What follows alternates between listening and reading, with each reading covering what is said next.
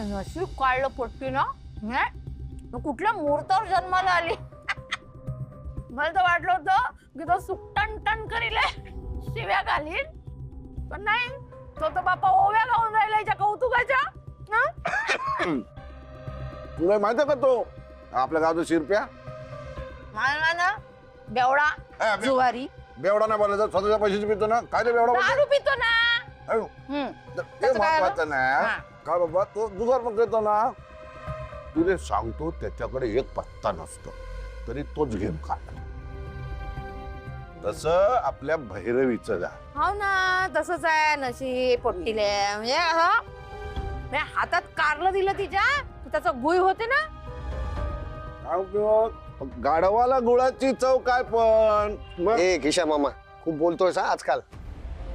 तुझं ऐकून घेतो म्हणून वाटेल ते बोलशील काय? नाही नाही नाही नाही बाबू बाबू, असा रागू नको ना. गंमत करते ना मामा, गंमत करते. घे बाबू, भजी खाता काय? भजी काढता. शट अप यार, जस्ट शट अप. चटप मी काय कधी बोलतो? कधी बोलतो मी? कधीच नाही बोलत. पण बाबा तुझं काय करायचं? म्हणजे जिच्या बाजूने सगळे आता आहेत, आहे की नाही? हो ना. तिला दडून बसला ना हा. काय बाबा, मग आता तिचा पुन्हा विश्वास कसा संपादन कसा करायचा? करशील? ए खड्ड्यात गेलाय तिचा विश्वास. तिला तसंही नकोस आहे ना मी. मलाही तिची गरज नाही आता. आतापर्यंत तिने माझं प्रेम बघितलं, आता माझा राग कसा असतो हेही बघेल. बापा म्हणजे बाबू काय करशील तू? हा, माहित नाही मला. नाही तिचा माज उतरवला ना तर नाव सांगणार नाही मी अनिश माझगावकर. नाही नको सांगू नाव, मला मालूम आहे तो नाव अनिश माझगावकर. तू भजी खा बरं. भजी खा ना. अरे नको येत रे तुझी भाजी. काय खा ना, चांगले कुरकुरीत आहेत का?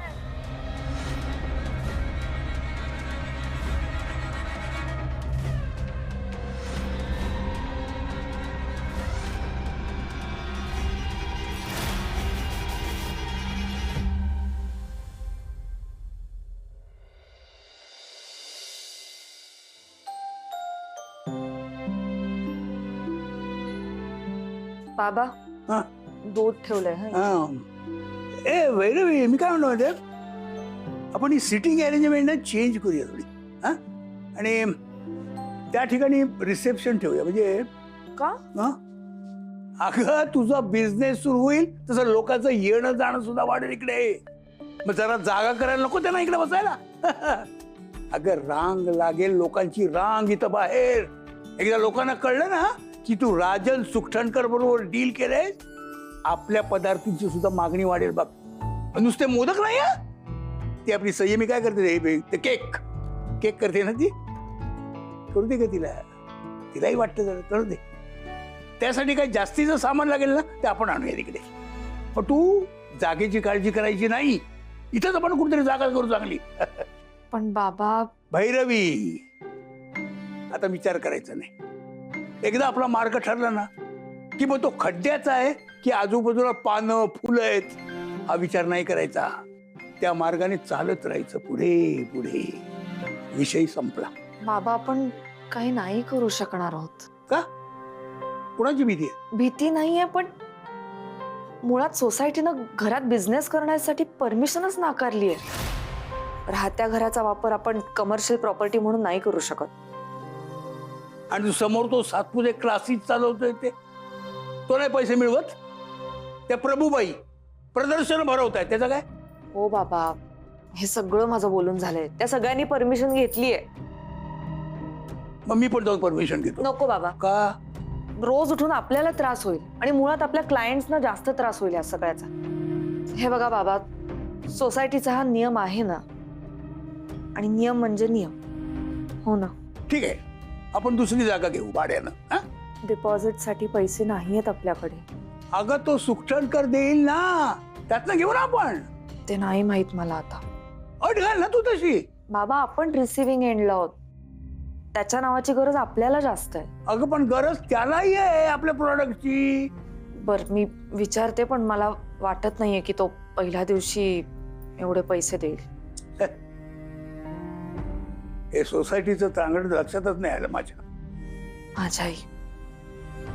मोठी मोठी स्वप्न बघताना आपल्या पायाखालची जमीन कशी आहे आपण बघतच नाही. मी विसरलेच होते. आपल्या स्वप्नांची इमारत बांधताना माझ्या पायाखालची जमीनच स्ट्रॉंग नाहीये. मी कळवते बाबा त्या सुकटणकरांना, मला नाही जमू शकत आहे. कारण इथे माझ्याकडे जागा नाहीये, स्टाफ नाहीये, कशाहीसाठी लागणारा पैसा नाहीये. ते एवढे इथे आले होते, मी त्यांच्या ऑफिसमध्ये जाऊन नीट कन्वे करेन त्यांना की एवढा सगळा डोलारा उभा करण्याची मुळात ताकद नाहीये माझ्यात.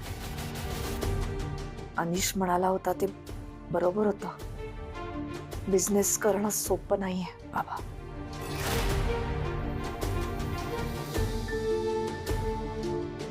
पण मी याच्यातून मार्ग काढला तर? नको बाबा, प्लीज. मला नाही जमणार.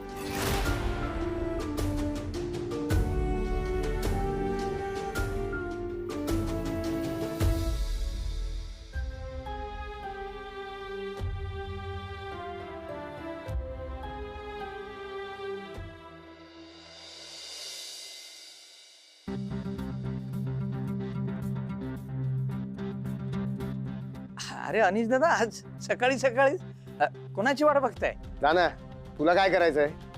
हवं नुसतं विचारलं म्या. तू तुझं काम कर, गेटवर उभा राहा, रस्त्या चौकशा करू नकोस. दादा एक सांगू, तुमच्या घरातलं कुणी बी माझ्याशी असं बोलत नाही. मी बोल, काय प्रॉब्लेम आहे? सकाळी सकाळी राडा घालायचा का तुला? नाही, घातला असता राडा, पूर्वीचा परशुराम असतो तर. पण काय, अशोक मामांना म्या सबूत दिलाय. इथून पुढं म्या जंटलमन सारखं वागणार आणि यो सबूत म्या मरेपर्यंत पालणार. हा सबूत पाळ. उगाच डोकं खाऊ नकोस. जा, काम कर तुझं, जा. अव दादा, तुमची काळजी वाटते अरे म्हणून जा रे. गुड मॉर्निंग अनिश. काय म्हणतोस, काय चाललंय काय? हे आले. काही चालू असेल. काय करायचं तुम्हाला? अनिश, अरे चिडतोस काय? शेजार धर्म म्हणून सहज विचारलं. शेजार धर्म? मग माझ्यावर जेव्हा चोरीचा आरोप केला, मी तुम्हाला पैसे मागितले, तेव्हा कुठे गेला होता तुमचा शेजार धर्म? अरे अनिश, जाऊ दे ना यार, कशाला जुन्या गोष्टी उघडतो? हे बघ, शेवटी आपण एका सोसायटीत राहतो ना. काम काय आहे तुमचं? हा, उगाच फालतू टाइमपास करू नका माझ्यासोबत. नाही, अरे ते राजन सुकटणकर हल्ली तुमच्याकडे येत जात असतात. हा? काय भानगड काय? हा? भैरवीला ते काय जॉब देतात का त्यांच्या कंपनीत? हा, भाव देतील सुद्धा. त्या स्पर्धेत नाही का पारितोषिक त्यांनीच दिलं. नाही, त्यांच्या सोशल अकाउंटवर आम्ही फोटो बघितले त्यांचे. हे कॅप्शन सुद्धा वाचला, खूप कौतुक केलंय तिचं. हल्ली वरचेवर येत जात असतात काय तुमच्याकडे? एक काम करा ना, तुम्ही सगळेच ना तुमचं सामान वगैरे घेऊन ना माझ्या घरीच या. शिफ्ट व्हा आमच्या घरात.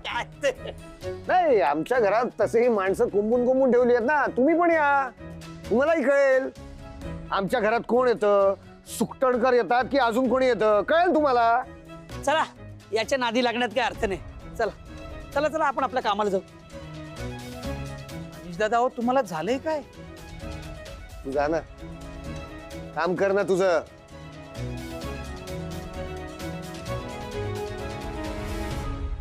सगळ्यांना मलाच अक्कल शिकवायची असते.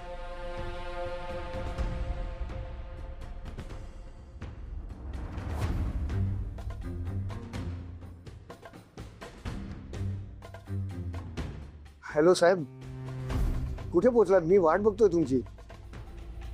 काय ऑफिसला जात? बरं ठीक आहे, एक काम करू का, मी येऊ का तुमच्या ऑफिसला? नाही तर हो, माझ्याकडे ॲड्रेस आहे. हो, थँक्यू साहेब, थँक्यू. हो.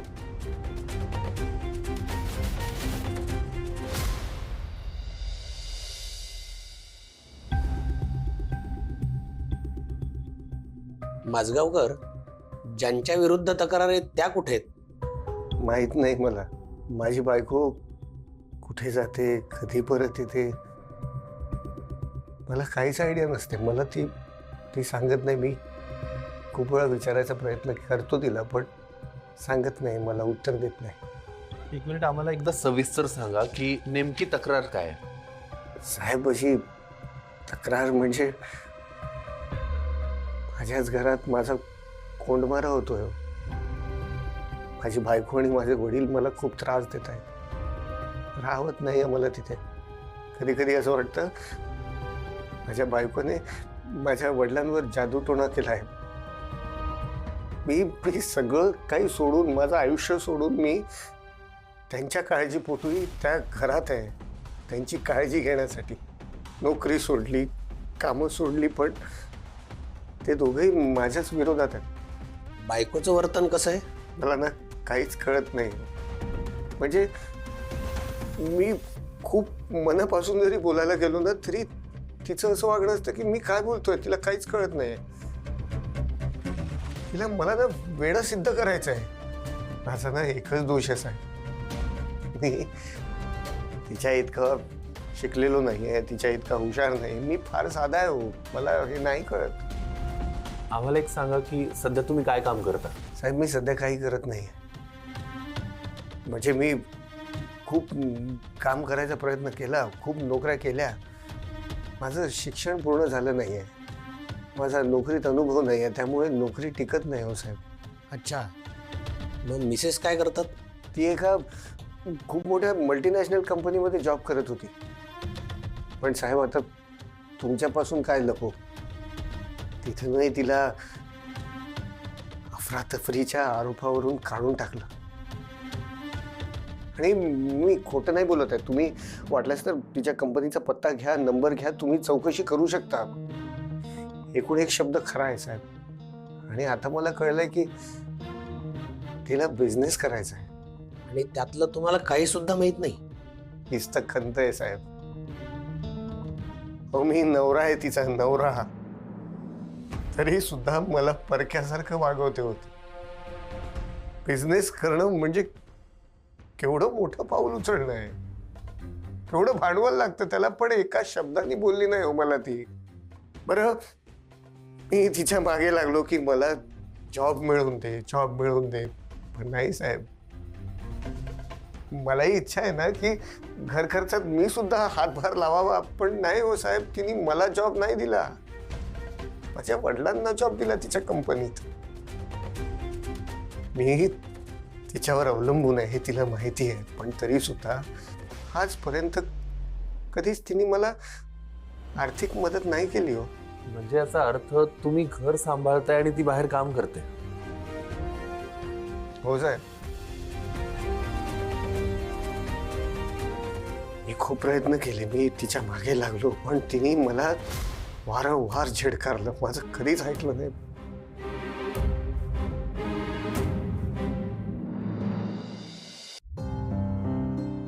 अशोकराव, काय झालं? काही प्रॉब्लेम आहे का? काय प्रॉब्लेम आहे? आणि तो फक्त तुम्हीच सोडवू शकता. चंदनराव, आजपर्यंत मी कधीच कुणाकडे मदत मागितली नाही आणि ही माझी चूक होती, मला आता कळायला लागलंय. आपल्या माणसाकडे मदत मागण्यात काहीच कमीपणा नसतो.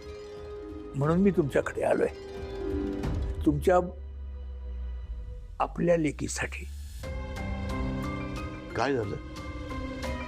भैरवी बरी आहे ना? आहे, बरी आहे, पण सध्या ती थोडी अडचणीत आहे. आणि त्या अडचणीमुळे तिचं कॅरिबर वाया जाईल की काय अशी मला भीती वाटते. आपली लेक हुशार आहे, कर्तबगार आहे, तडफदार आहे, आणि ती तशीच राहावी. कराल ना मदत? राग मानू नका भाऊजी, पण आमच्याकडचं सगळंच आम्ही भैरवीला दिलंय.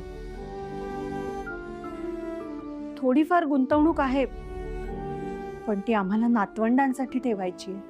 नाही नाही नाही, मला तुमच्याकडून पैसे नकोच आहेत. मग मला तुमच्याकडून एकच गोष्ट हवी आहे, म्हणजे तात्पुरती, थोड्या दिवसासाठी.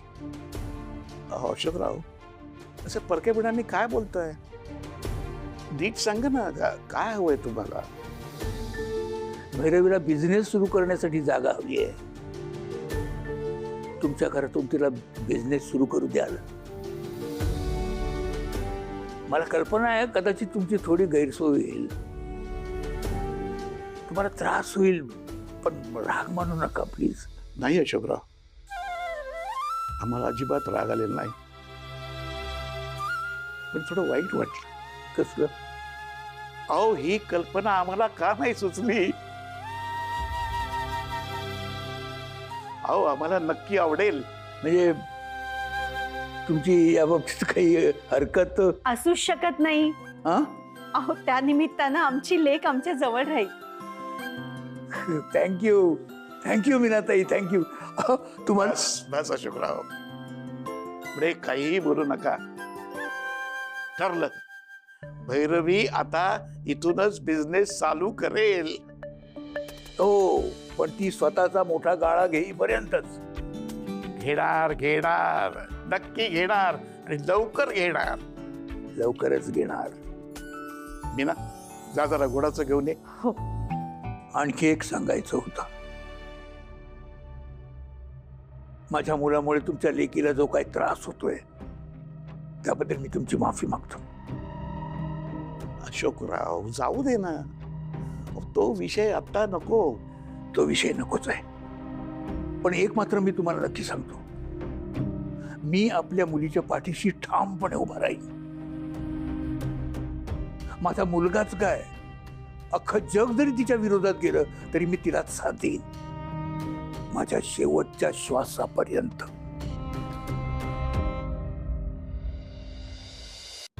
साहेब, माझ्या भावाच्या मुलांवर माझं अमाप प्रेम आहे, पण त्यांना सुद्धा तिने तिच्या आई वडिलांकडे ठेवलंय. साहेब, मला त्यांना भेटू सुद्धा देत नाही होती. नोकरीच्या टेन्शनमुळे, कामाच्या टेन्शनमुळे मी मुंबईभर चालत चालत फिरतोय हो.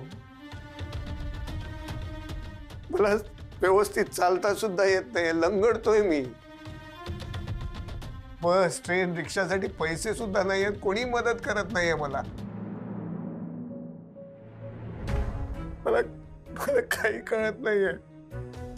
शेवटी वैतागून मी एका ज्योतिषाकडे गेलो. म्हटलं काहीतरी मार्ग मिळेल. त्यांनी मला उपाय सांगितले. मी ते नित्यनेमाने ते उपाय करत होतो. साहेब, माझ्याच घरात माझ्यावर सगळे हसायचे हो. वेड्यात काढलं मला. इतकं टॉर्चर करत होते की मला काही समजत नव्हतं साहेब. मला सायकोलॉजिकल टॉर्चर होत आहे साहेब. आता मी शेवटी वैतागून आमच्या सोसायटीच्या बोर्डावर लिहून आलो स्वतःच्या हाताने की मी गाढव आहे, मी चुकलो, मला काही येत नाही, मला काही समजत नाही. तुम्ही विचारू शकता, यातला एक शब्द सुद्धा खोटा नाहीये साहेब. कोणालाही विचारा तुम्ही. माझगावकर, तुम्ही आधी शांत व्हा, बघू. पाणी घ्या. ठीक आहे, शांत व्हा. घ्या, पाणी घ्या.